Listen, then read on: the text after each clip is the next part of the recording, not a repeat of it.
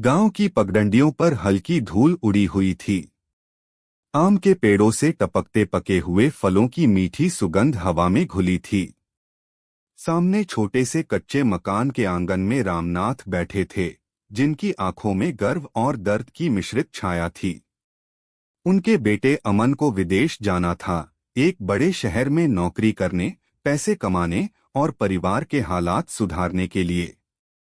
अमन की मां ने उसकी पोटली में कुछ घर की बनी रोटियां और आचार रखा। बेटा, वहां जाकर भूखा मत रहना, उसने कंपकंपाती आवाज में कहा। मां, चिंता मत करो, मैं रोज तुम्हें फोन करूंगा, अमन ने मां के हाथ पकड़ते हुए कहा। बहन राधा रो रही थी। भैया, जल्दी लौट आना, उसने कहा।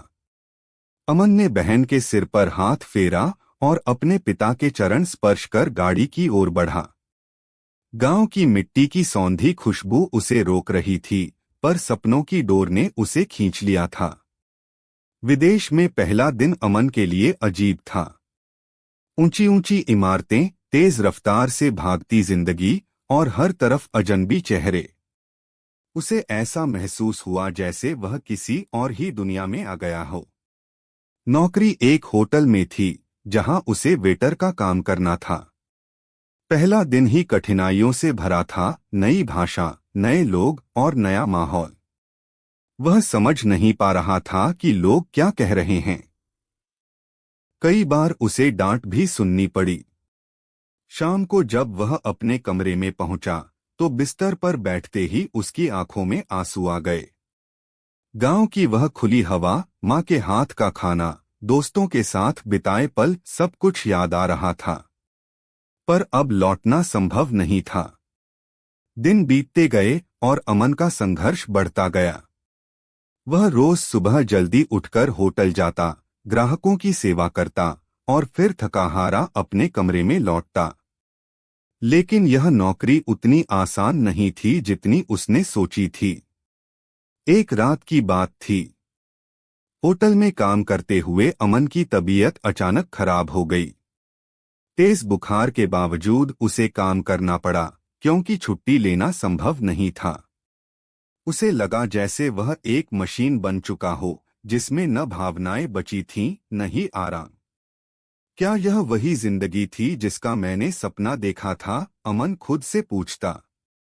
हर रात उसका मन गांव लौटने को करता, लेकिन कर्ज और परिवार की जिम्मेदारियां उसे बांधे रखतीं।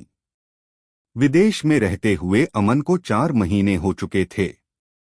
उसने कुछ पैसे भी बचा लिए थे, लेकिन दिल का सूनापन बढ़ता जा रहा था। उसने मां से वीडियो कॉल किया। बेटा, तू बहुत कमजोर लग रहा है, ठीक से खाता भी है या नहीं? मां ने चिंता से पूछा। अमन ने झूठी हंसी के साथ कहा, हाँ मां, मैं बिल्कुल ठीक हूं। पर मां जानती थी कि वह झूठ बोल रहा है। रात में जब अमन कमरे में अकेला होता, तो आंखें भीग जातीं। यह वह जिंदगी नहीं थी जिसकी उसने कल्पना की थी। एक दिन उसे एक बुजुर्ग भारतीय व्यक्ति मिले, जो उससे बोले, बेटा, पैसा जरूरी है, पर अपने लोग उससे भी ज्यादा जरूरी हैं। यह मत भूलना। यह शब्द उसके दिल में गूंज उठे। एक दिन अमन को खबर मिली कि उसके पिता बीमार हैं। उसके लिए अब और रुकना असहनीय था। उसने बिना देर किए टिकट खरीदी और गांव लौटने का फैसला किया। जब वह गांव पहुंचा, तो चारों ओर हरियाली देख उसकी आंखें भर आईं। घर पहुंचते ही मां ने उसे गले से लगा लिया।